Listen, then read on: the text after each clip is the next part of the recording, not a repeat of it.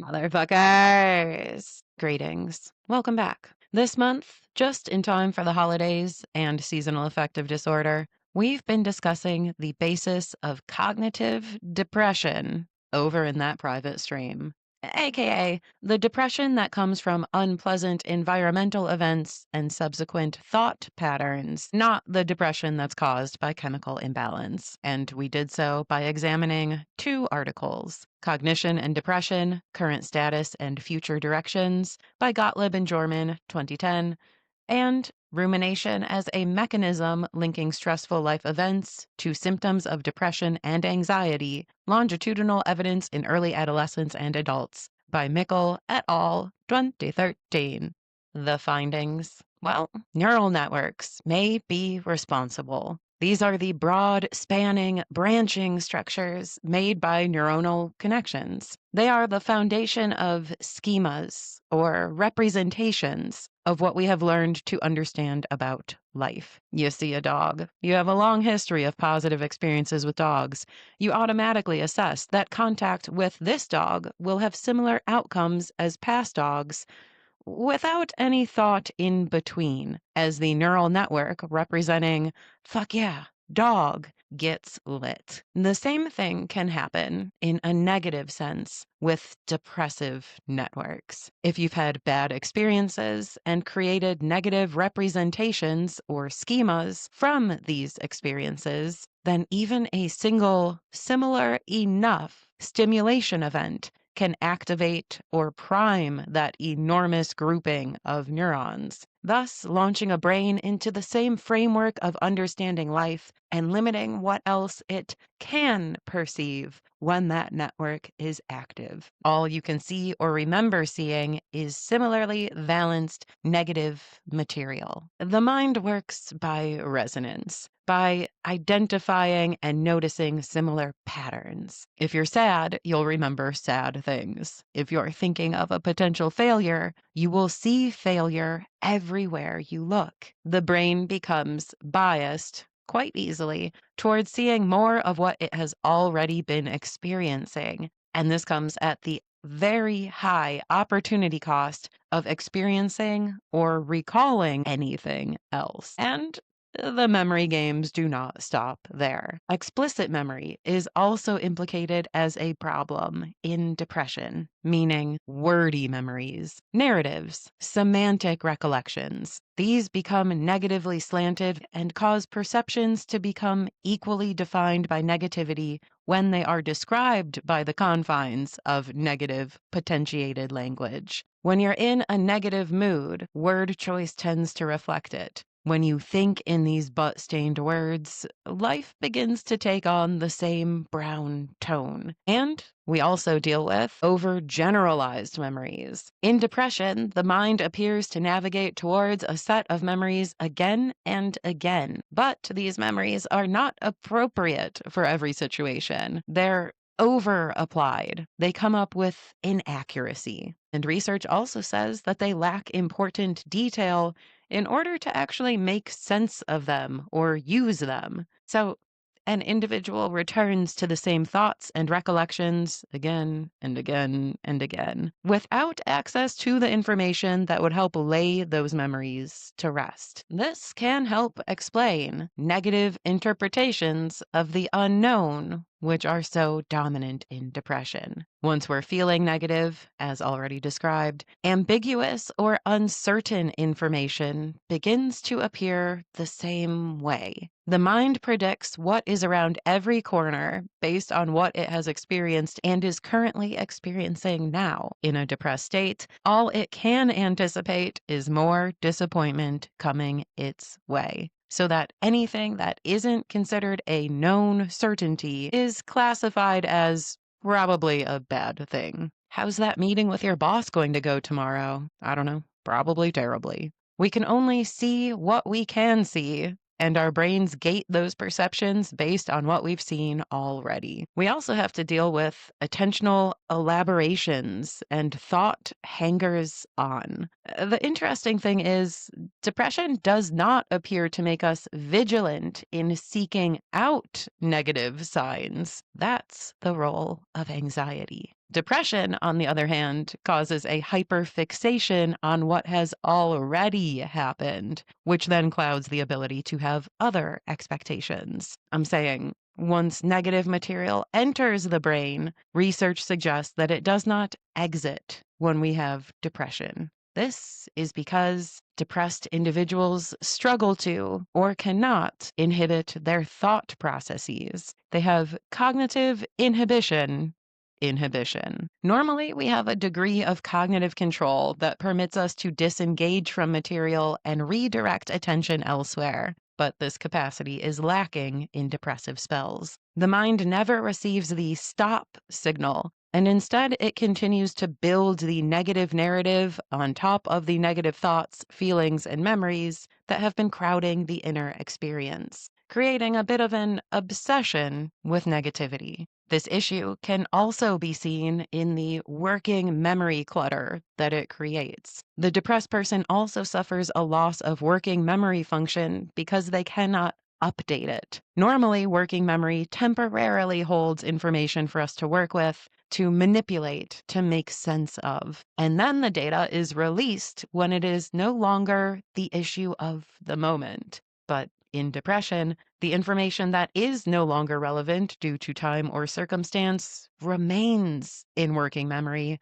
partially due to that elaboration issue. The mind attempts to process or utilize the information over and over without making headway. And this, again, comes with the opportunity cost of allowing other information to enter working memory. Problem solving, mental clarity, and motivation take a nosedive. As you might anticipate, all of this contributes to emotional regulation difficulties. With this loss of cognitive, emotional, and motivational control, we lose access to our best emotional regulation strategies. Instead, often turning to suppression to try to tamp down the unwanted inner events, because attempting to constructively frame or resolve them are too complex of tasks with all the mental activities and deficits already described. Notably, this means we have a reappraisal ineptitude. When all we can see, think, feel, and recall is contained in depressive neural schemas,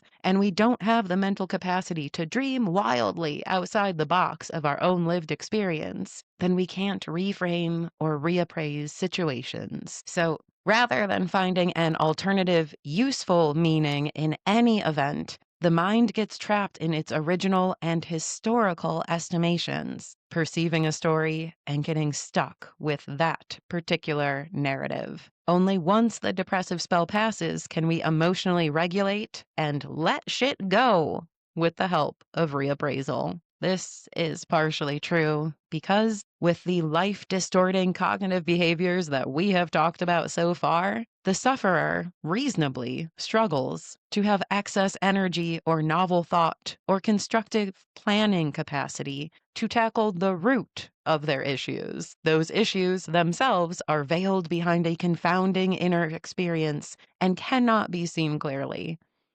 And the individual does not estimate that their actions will be fruitful, even if they could create a detailed plan for action. So, they get stranded in a depressed state with no way to help themselves, and no imagination that doing so is a logical, reasonable expectation. None of which is assisted by perhaps the mental behavior that underlies depression, anxiety, and PTSD. The real cognitive culprit that we need to be on the lookout for: rumination. Rumination is the regurgitating and re-chewing of mental material time and time again, attempting to make meaning of it. It takes place after life stressors and seems to be connected to the chasm between ideal and the merely real. When something takes place that we do not desire, that we were not planning for, the mind has to figure out why, what it means, and how it is causing our suffering. It wants to close the gap between what it anticipated and what was delivered. Rumination is connected to semantic memory. It seems to decline when perceptual memories are tagged into the ring. And rumination centers around discrepancies in self-image versus self-experience, aka the ego is involved.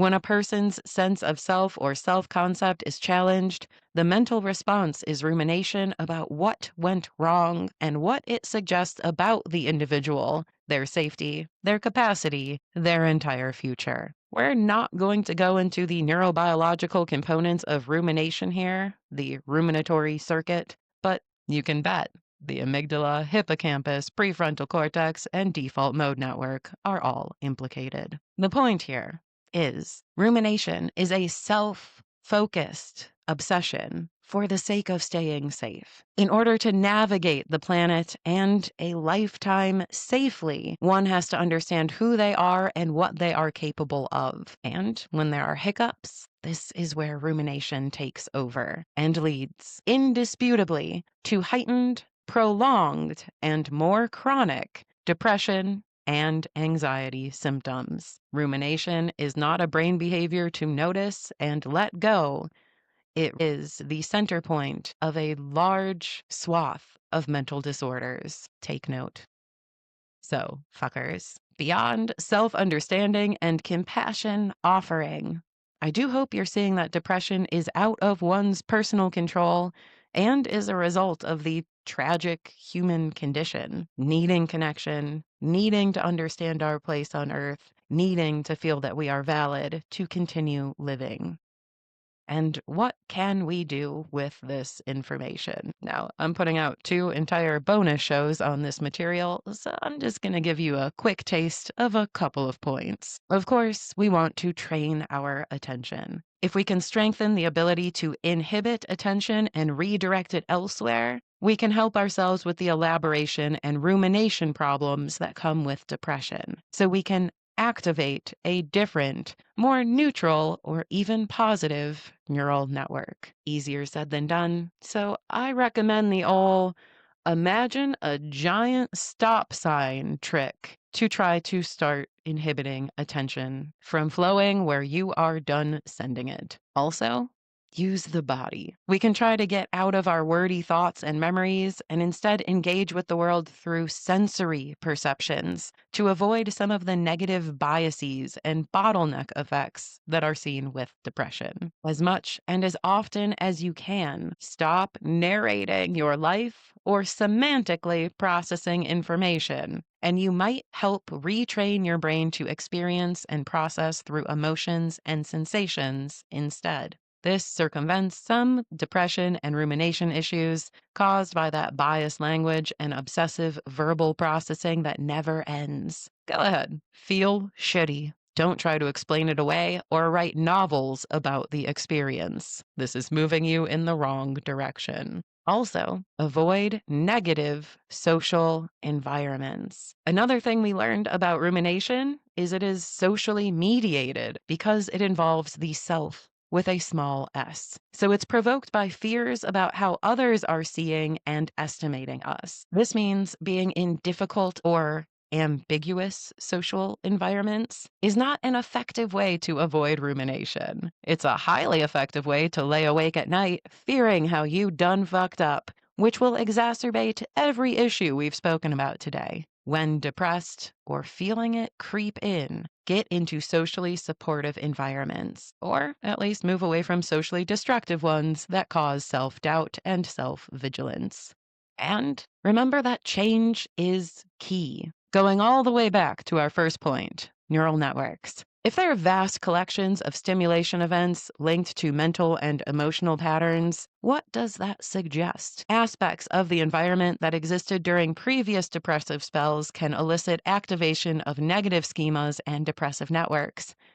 And with every bout of depression, new stimuli are added to the network. So it's ever expanding and more easily activated all the time. That means, don't live or work or bed rot in the same place as you've been chronically depressed for years or decades, unless you want this to become your constant state. You might be provoking or sustaining depression through simply observing your environment unconsciously, and the admission price, the activation threshold for entering that depressive state will only decrease every time you have a spell. Change is key, so your mind can stop revisiting the past, calling it the present, and expecting that nothing else can happen in the future. And with that, I hope this episode has helped explain the cognitive basis of depression. It is not about choosing to think bad thoughts or refusing to look on the bright side. It is about the workings of a stupid fucking human brain obsessed with understanding its utility and safety on Earth, and all of the cognitive behaviors that follow, deepening and extending depression at the direct expense of the cognitive behaviors that would actually help a fucker to escape from the prison of the depressed mind. This was an excellent series if you struggle with depression, if I do say so myself. Till we talk again next time, hail yourself. Take care out there. Learn about the brain so you can outsmart its well-meaning antics. And I'll talk to you soon. Cheers, y'all. Bye-bye.